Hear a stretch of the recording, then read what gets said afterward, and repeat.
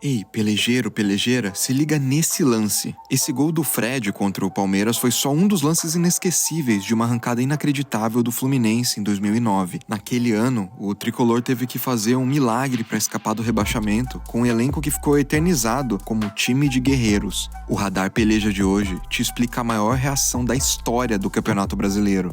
Mas antes do Murilo te contar essa história, se liga nisso. As séries A e B do Campeonato Brasileiro estão a todo vapor e o álbum da competição, feito pela Panini, já está disponível. São centenas de figurinhas de todos os jogadores, escudos e mascotes dos 40 clubes que disputam as duas principais divisões nacionais. Ah, e além disso, o álbum vem com informações do campeonato e a seção Super Craques, sobre as estrelas que estão jogando essa edição do Brasileirão. Eu já tô com o meu aqui e já tenho até figurinha para começar a completar. Para garantir o seu álbum e as suas figurinhas é muito fácil. É só ir na banca de jornal mais próxima ou no site da Panini. Demorou?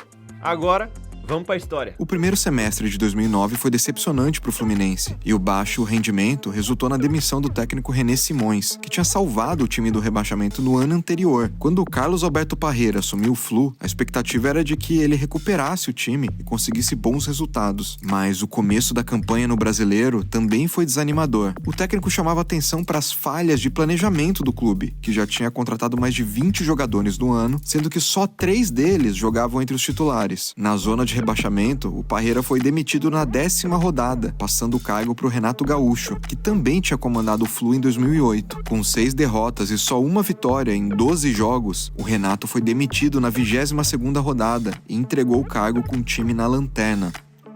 Nesse cenário, a crise política também aumentava no clube, com trocas de treinadores, dirigentes e salários atrasados, além daquele desempenho do time indo de mal a pior. Tudo isso aumentava o desespero dos torcedores sobre um possível rebaixamento. No segundo turno, já com o Cuca no comando, o Fluminense chegou a ter 99% de chances de ser rebaixado, e isso segundo os matemáticos. Mas a reviravolta que parecia impossível começou no dia 29 de outubro, contra o Atlético Mineiro, na 32ª rodada. O Flu vinha de 4 jogos sem perder, mas estava 11 rodadas na lanterna. Para escapar do rebaixamento, os tricolores precisavam de no mínimo 6 vitórias em 7 jogos, e a sequência era cruel. O Galo brigava no topo da tabela e era considerado um adversário muito difícil, mas os fiéis torcedores que foram pro Maracanã debaixo de chuva viram o Fred e o Conca garantirem a vitória carioca e mostrarem que o sonho de continuar na Série A ainda era possível.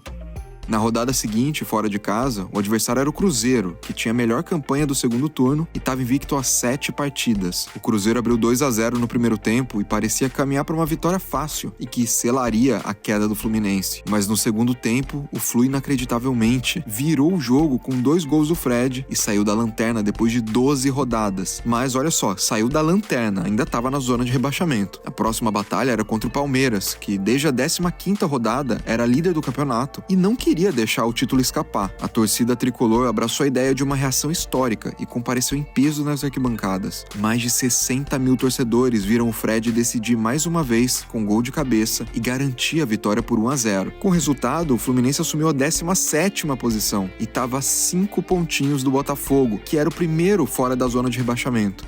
Contra o Atlético Paranaense, mais uma vez diante do Maracanã lotado, a vitória por 2-1 tornou a missão carioca cada vez mais possível, e a distância para o 16º colocado passou a ser só de 2 pontos. Nas 2 partidas seguintes, o time das Laranjeiras venceu o já rebaixado Sport, e aí o Vitória. Foram incríveis 6 vitórias consecutivas, e na penúltima rodada, depois da goleada sobre o rubro-negro baiano, o Fluminense conseguiu sair da zona de rebaixamento depois de 27 rodadas. Mesmo com todas as dificuldades da temporada, os cariocas chegaram na final da Sul-Americana naquele ano, e o segundo jogo da decisão aconteceu antes da última rodada do Brasileirão. Mesmo vencendo por 3-0 em casa, o Fluminense perdeu o título para a LDU, revivendo um trauma da dolorosa derrota na final da Libertadores de 2008. A derrota na Sul-Americana não desviou o foco do time, e no dia 6 de dezembro, num confronto tenso, o Fluminense arrancou um empate contra o Coxa no Couto Pereira, colocando um ponto final numa das maiores reviravoltas da história do futebol brasileiro.